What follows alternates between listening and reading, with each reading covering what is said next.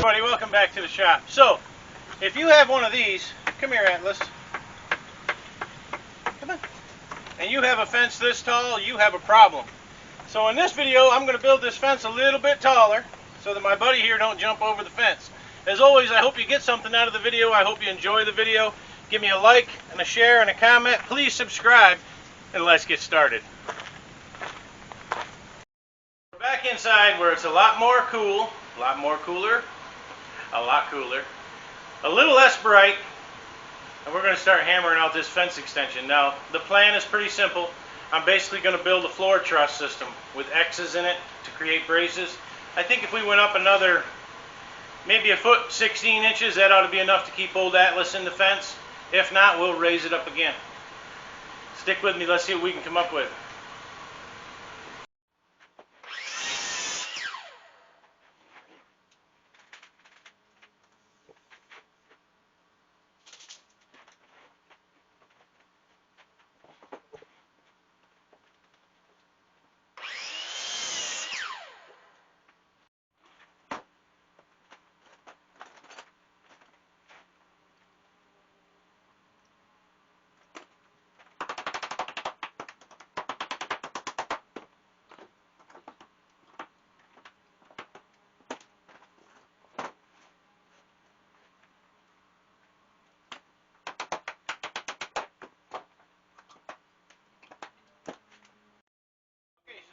Two parallels, top and bottom. And I thought it might look nice with a 2x6 on the bottom and a 2x6 on the top with the banding going through. It'll create a little, I don't know, shelf for lack of a better word, because I'm going to use 2x4s to connect them with.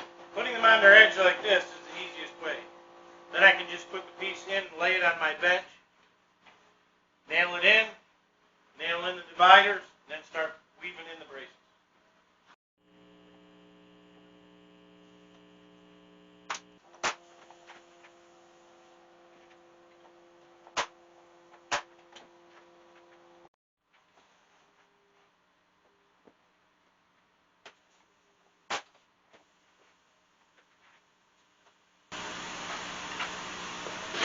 So the beauty of working with twisted wood is you get to use your new tools, old tools, clamps,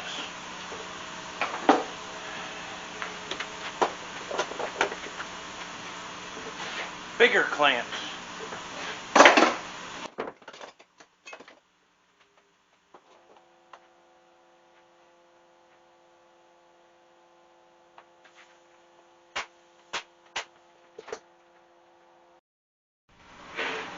So I want to divide that thing in half.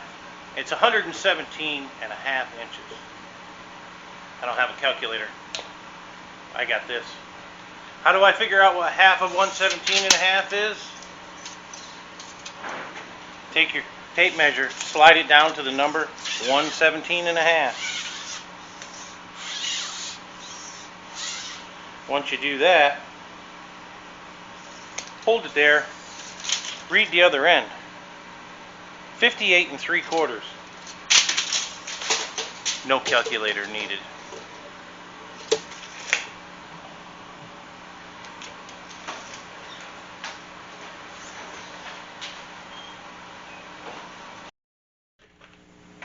So I thought it was important to tell you this little public service announcement. So I'm pulling nails and I'm beating on this hammer like this.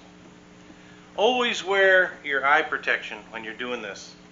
I wish I'd have caught this on film, but that last nail I just pulled out of there was stuck in there pretty hard, and I gave it a pretty serious whack at the top of the hammer. When it let loose, it flew out of there like a bullet.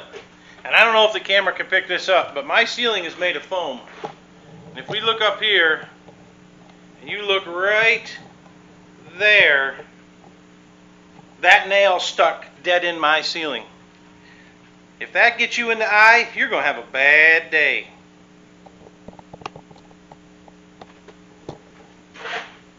Wear your eye protection.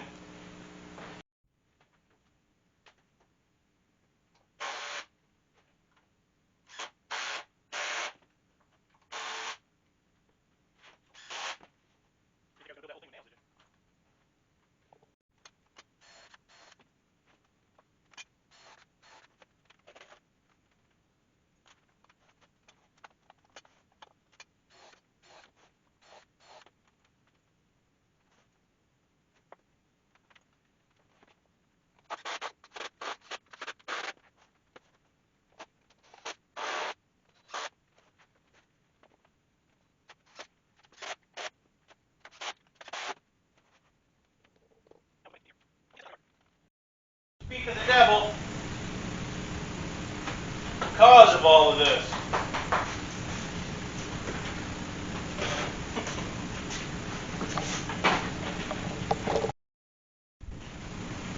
Okay, so the next thing is putting the webbing in. And finding that angle you cut on these can be a bear sometimes. So the easiest way I've found to do it is like this. Take a little block and I elevate what I'll call the truss now. We elevate the truss to get it up out of the way so that I can get some clamps under here, under this. Then I take an overly long piece that I'm going to use for the webbing and I put it in the position I'm looking for. In this case, I want it on the corner there. I'll take my clamp it in position,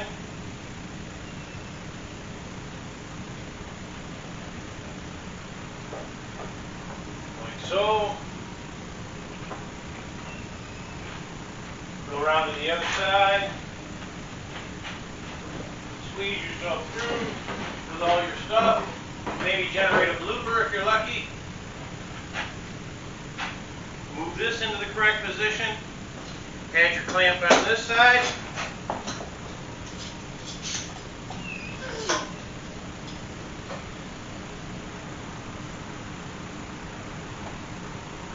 Pick one direction or the other to rotate the thing up. It's better if you go the way to the short end here instead of having this side sticking out. Rotate it like this. Because it's held in place, you can now draw your line to get your angle. Simple. Put it back down, take the clamps off, take it over to the miter saw, cut it off, and put it in there. Okay everybody, I can't get that angle with a miter saw. Not without doing something to help me. So if you take this little block here, any block, and set it in, you can then angle the board to where you need it and adjust your saw, holding it still until you get the angle you're looking for. Lock it down. I'm going to give myself a little bit extra just to be careful. Cut it off. Obviously, there's no way I can cut the other angle. Everything's in the way. So we jack the saw back to 90 degrees, and we'll cut this close to get it off and get it out of the way.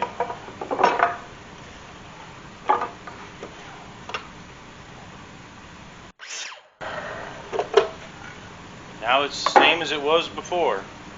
Bring the saw over, we put the little block in, find the angle we're looking for, which is right there.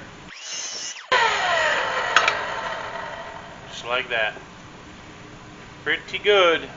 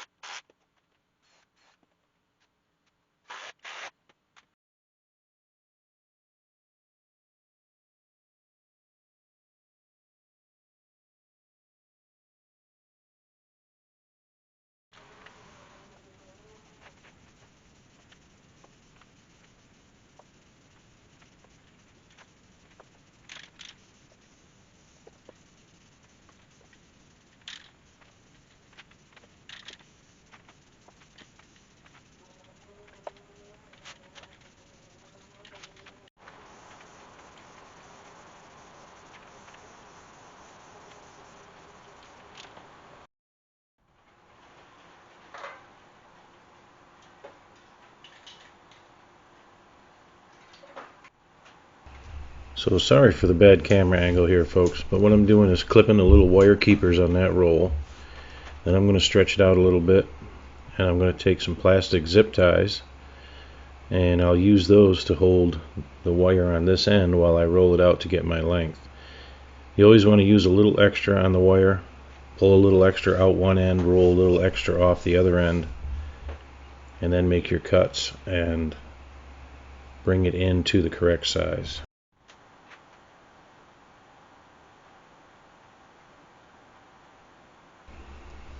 Here what I'm doing is calculating how much I want to cut off, but I'm going to put the zip ties on the roll before I cut it so that the wire doesn't take off like a wheel on me.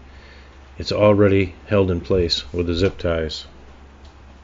By that I mean when I cut that wire loose, that roll is going to want to take off like a coil spring and unwind the wire. By putting the zip tie on first, it can't do that.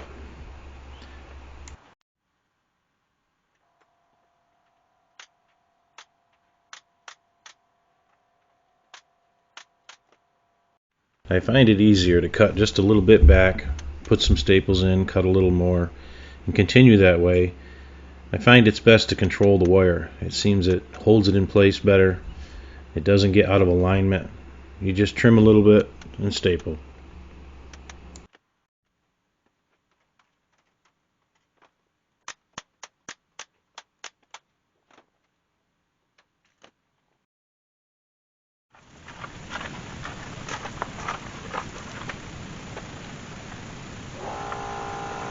Well, there you have it, folks.